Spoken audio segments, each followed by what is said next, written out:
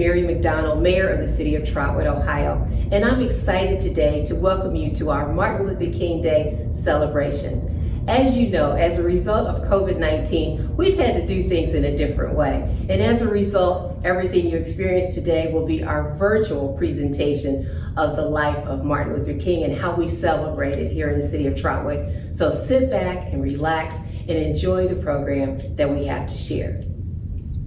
Let us bow our heads in prayer, please. Father God, we come before you this day with gratitude, in remembrance and thanksgiving for the life and legacy of your faithful servant, witness, and martyr, the Reverend Dr. Martin Luther King Jr. We thank you for his time among us, for his example of meekness and courage, for his inspired words and writing, for his integrity of life and dignity of souls. We rejoice in the fact that Dr. King continued to inspire millions of people today, all over the world, people of every religion and creed, people of every color and ethnic heritage, people young and old, rich and poor alike, to rise above themselves and to realize that injustice anywhere is a threat to justice everywhere. We ask, hallelujah, that we have the courage and determination to follow Dr. King's example in battling injustice and living the gospel of love. We thank you in the mighty name of Jesus. Amen. Hello everyone, I'd like to welcome Dayton Mayor Rhine McLin.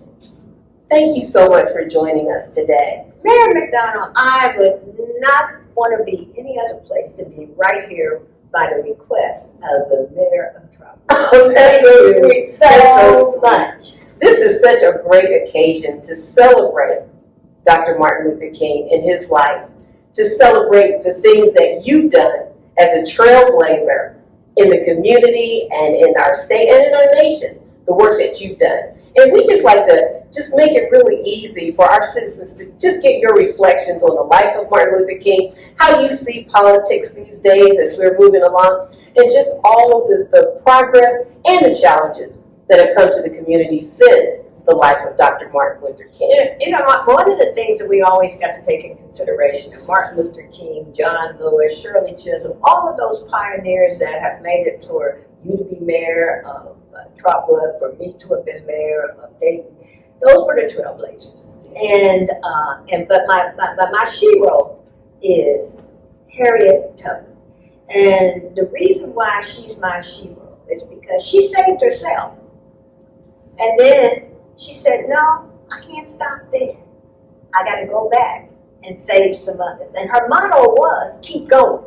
And that she even would say, I have to shoot you if you don't come on, because you'll mess up the good thing for others. Exactly. And then when you think about a Shirley Chisholm being in the Congress, the first black woman to be elected to Congress, what she went through. So when you look at those, no matter how we get distracted, treated, there's a message there. And the message is keep going. And that we're paving the way for others, and that we have to go through the storm so that we can appreciate the good weather.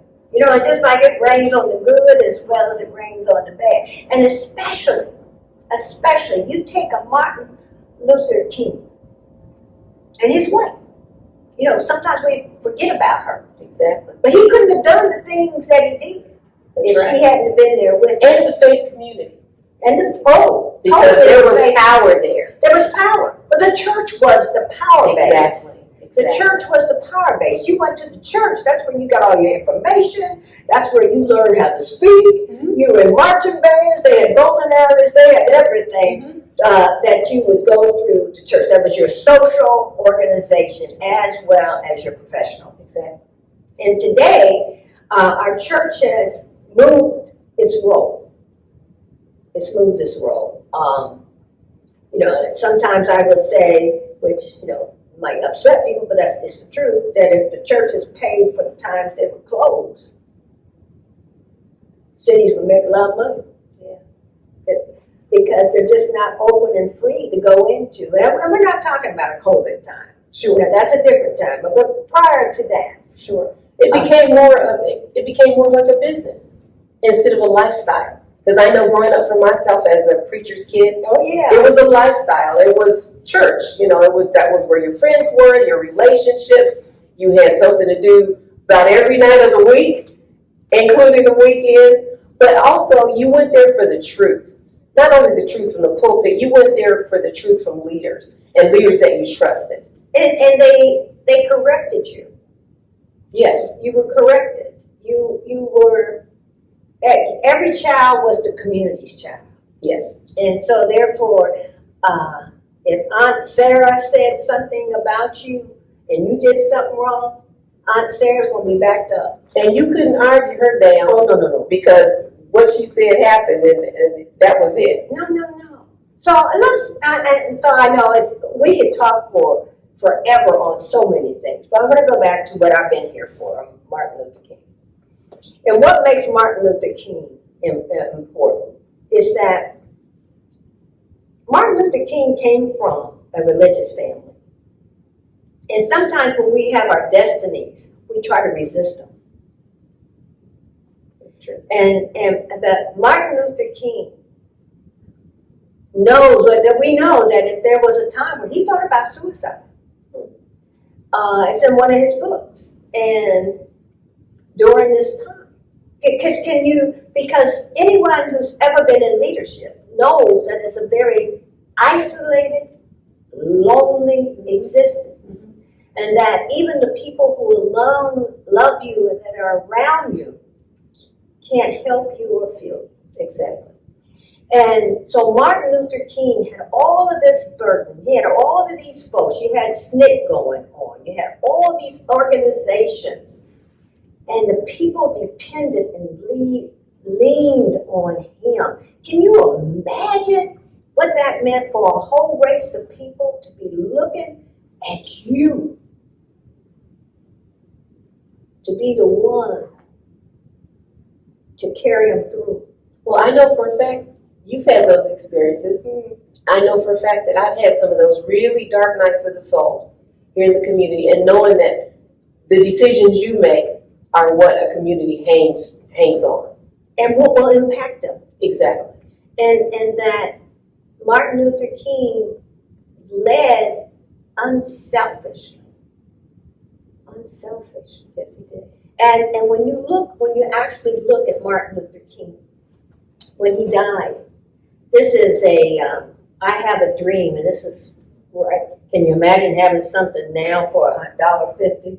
But and that many pages, no. and that he had aged so by the time when he was down there in Tennessee, because the weight of the world. But because of Martin Luther King, we were able to have Jesse Jackson run for president.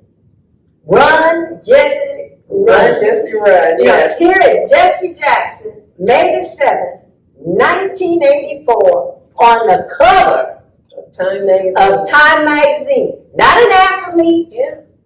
Not an athlete. Not a singer. Not an entertainer or actor.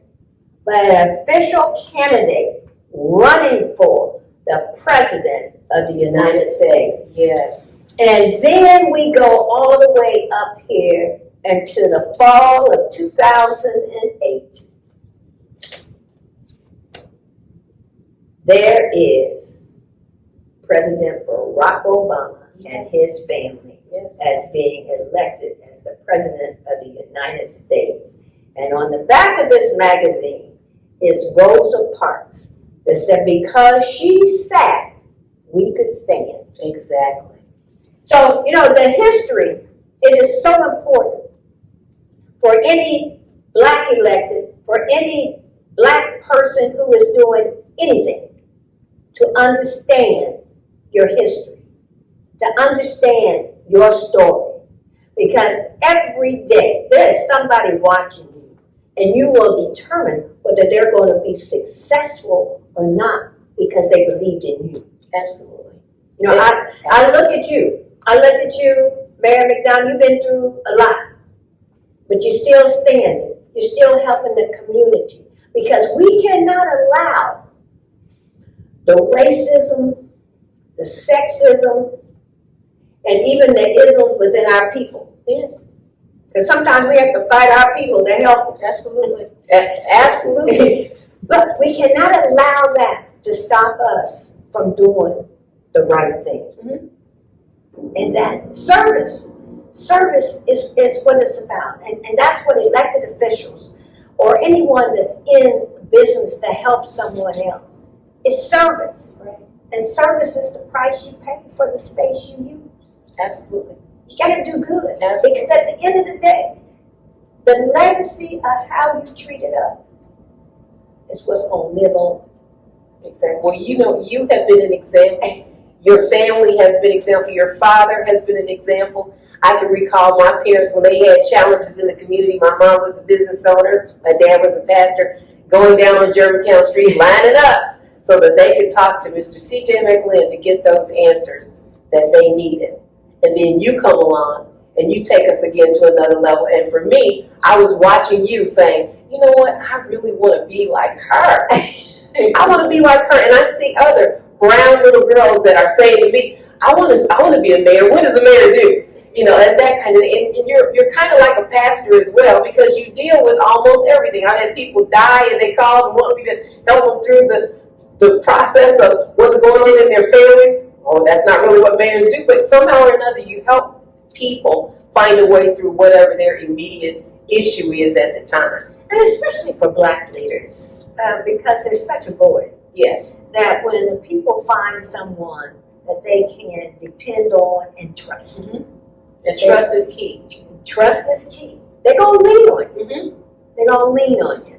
And we witnessed that with Martin Luther King. They really leaned on him. Exactly. His life really set a tone. And when you look at today, when you see the Black Lives Matter and all the things that are going on where people feel like now nonviolence is not the way. I shared with somebody the other day that being nonviolent during that time, that was progressive. That was something that you just didn't do simply because people would just not show up. That would be the way of being weak. But being nonviolent, standing in the face of people that were opposing you, that was really something for that time. And self-control and discipline. Exactly. And they trained you. Yes. They trained you on how to function in a non-violent environment. Exactly. When they spit on you, Yes. when they kicked you, what did you do? Yes. I mean, there was training for that. It wasn't just like we decided we're going to go out there and do it. Right, because you know you were not, your nature was not to just put up with being And spit on. in the church is where those trainings were taking place, you know. And, you know, we talk about voting, and you know, Martin Luther King lived to see the Voting Rights Act passed. But when, you know, and housing, but all of those have been chipped away. And one of those things is the fact that we as a people have to be more vigilant about our accomplishments because they can be fleeting. Exactly. And if we haven't witnessed anything else, we've witnessed the fact that when you allow your old oppressors to be the guardians of your protection, it doesn't work out. Yes. It doesn't work out. And so we're witnessing that today in the day's politics. But I think the young people, and I want to move because Martin Luther King, and many people don't realize, they forget that Martin Luther King, John Lewis, all of them were young. Yes. They were young. And so this young group coming up, that they need that energy, and you have one group over here that might be more settled. You have another group that's stirring it up. But you need all of it. You need all of that for the movement. Martin Luther King had it. You know, he had Malcolm X. He had SNCC. He had some other groups, and then then there was the SCLC. They had, but all of those working together was able to make movement. And that's what people don't realize. They all had a part to play. Yes. Because ultimately, the desire was get to an end that was going to benefit Black people. And that, that the thing is that we all can't be on the same. We all have different roles. Mm-hmm. We all have different purpose. But neither one of them didn't want what the ultimate goal was. They just had different ways of getting there. Exactly. And that we have to, as Black people, we have allowed sometimes for white people to make people think that all Black people think the same way, but we don't. That's right. And so there's different camps. And so because why do we, as Black people, have to have one spokesperson? The other people want you to have a go-to person or one party. Mm-hmm. But the others, they can all have all their different little groups and stuff. Nobody cares about that. But when it comes to us, they want to they only want to speak to one. Right. And then at the end, they benefit because whoever gets into position on their side, but on our side, we will come against somebody who has a different idea, but they're still trying to benefit the overall in the African American community. There is no one voice. There is no one voice, but we're all together, and we're better together. Yes, we are. As a group, and that's where we really got to get back to. We really got to get back to being better together. I agree. Now we might disagree, mm-hmm. but we still have to have respect for one another, and I think that's the key. Exactly. That's missing. I mean, you may do something I don't like, but that doesn't mean I don't support or appreciate Mayor McDonald. Exactly. We just disagreed on that issue. Right. And I think, again, back in Martin Luther King's time, they got together to talk about those areas because he and Malcolm X, although they had different ideas about how they saw doing things, they still had their coming together and having their conversation. They met. And support. And they met. Exactly. And so, therefore, that's what's missing now. We don't have that, and that's what we got to get back to. And especially, even though we're talking about Martin Luther King, I got to throw the caveat in about Black women. Yeah. We're going to get there. Black women have to stop fighting each other. That's right. And that be supportive of one another. Because at the end of the day, we only have each other. Exactly. And have we not stood strong in our community when our men were away or whatever was going on with them? Had we not stood strong, we wouldn't have the strength that we have in the community today. I tell you, as Black women, our strength is amazing. It is.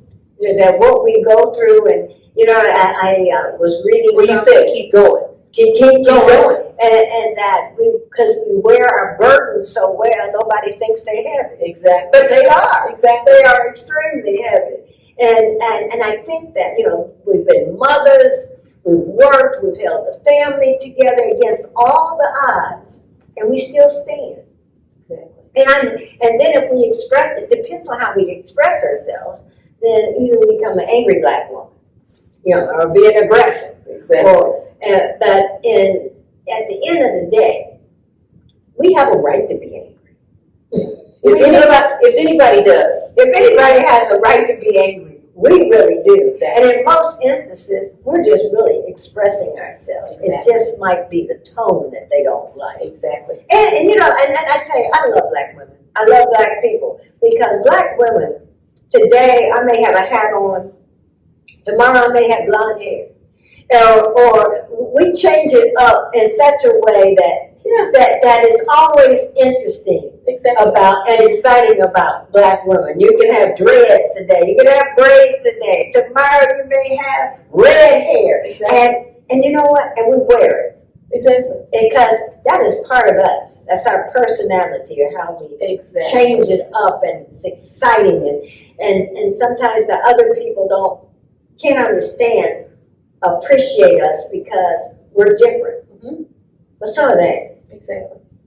But we have such a beauty in it. And we're such survivors. That's what it is. We're survivors. I don't care, when they talk about the pandemic, okay, fine. When they talk about how rich the economy is, us folks down here on the bottom, us poor black folks down here on the bottom, we don't even know what has happened. We get all excited about the presidential elections, but it's really our local elections that really impact our lives every day. And the people who you call when you got a problem. And the people who you call. You don't call the President of the United States to get the trash moved. And you don't call the President of the United States to get the snow moved. But you do call the mayor. Exactly. To get that done. And we have to learn more about civics. That's true. And understanding how the government works and how it impacts us. That's true. Well, we're now looking at the first African American female vice president. How are you looking at that? How are you seeing that in 2021? I tell you, it warms my heart. Yes. Because of the Shirley Chisholms. And we got to go back to the Martin Luther King, to the Jesse Jackson, to the Barack Obama. And the Michelle Obama. And the Michelle Obama, like the Coretta Scott King. Yes. And then we have to look at Barbara Jordan. Oh my God. That was my Sheba. Every time Barbara Jordan, she used to sit on the mead bowl. Powerful. Every time she would come to Dayton, she would go to Walkman School. Really? Yes. She made it a point to go to Walkman School. I attended Walkman. Wow, that's amazing. Yeah, she went there. Back in her day. Yeah. And so, when you look at that, and then we have to think about the young lady that was the first black female from Chicago to be a U.S. Senator. And now you had a Kamala Harris, who now went on to become That is Vice so, President. it's so exciting. And what's more exciting about Kamala is that she comes from an HBCU, Howard University. She comes, they all talk about the Harvards, the Georgetowns, the Princetons, the Yale, but she comes from an HBCU. Can you imagine what that does for students who are attending HBCUs on what they can do? Absolutely. And all the special interest groups that have helped people get into position in the past, you're looking at what sorority members and how all the sororities, but the Divine Nine, got together and said, we're going to support her, and regardless of what the sorority is, we're going to get in there and we're going to support her getting there. That's what's made me so proud. Oh, the Divine Nine. Yes. And they just took it to a whole nother level. And they're all saying that they're on the inauguration on January the 20th, that all us women should be wearing pearls. Exactly. Like you have every chance I get to wear pearls. Yes. And I think that, can you imagine, what it meant for those young people for the 8 years that Barack Obama and Michelle were in office, to see them on TV? Yes. Directly or indirectly, what that impact was. Absolutely. Now, to see the Vice President of the United States is an African American woman who had worn tennis shoes. Yes, absolutely. On the carpet coming off the plane. Yes, making such a difference. Making such a difference for the young ladies, for my grandbabies and young people coming along. They will have had the experiences that we've been talking about for years and years. They will have come up. And you know what else I like about the young people compared to us? They're not taking, we have some patience where we've taken a lot of crap. We've taken a lot of things that have happened to us and swallowed a lot. These young ladies coming along, they're not taking it.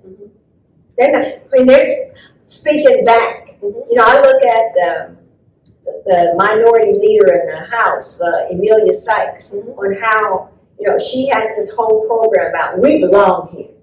Because she got stopped going into the state capitol that because she didn't have her ID, and they told her she didn't look like a state rep.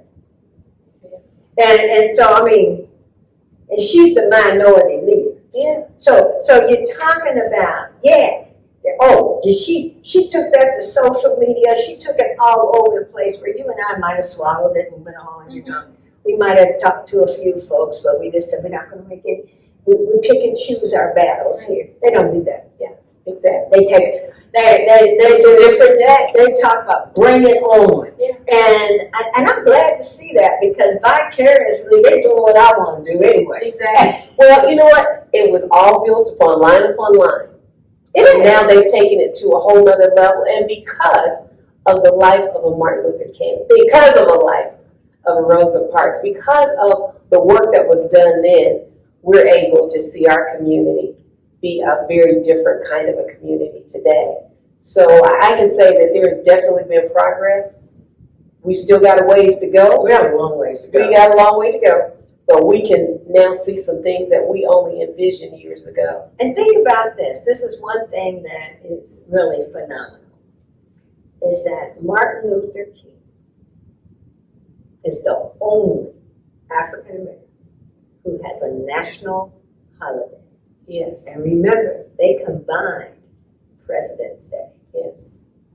So that is something that Black people should really be proud of and appreciative.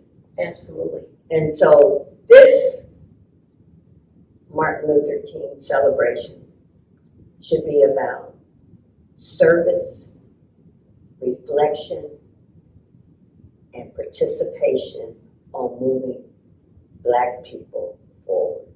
Absolutely.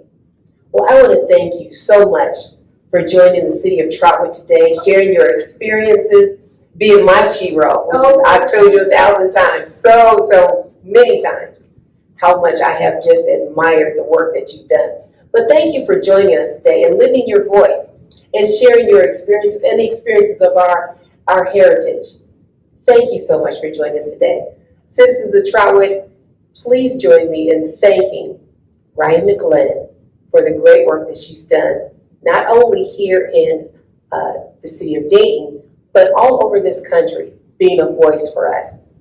We thank you so much.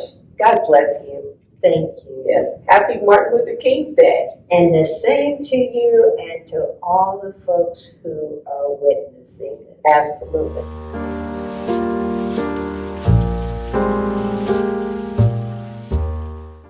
Lift every voice and sing till earth and heaven ring, ring with the harmonies of liberty. Let our rejoicing rise high as the listening skies. Let it resound loud as the rolling sea.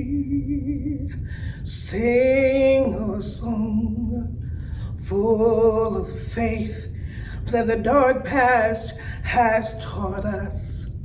Sing a song full of the hope that the present has brought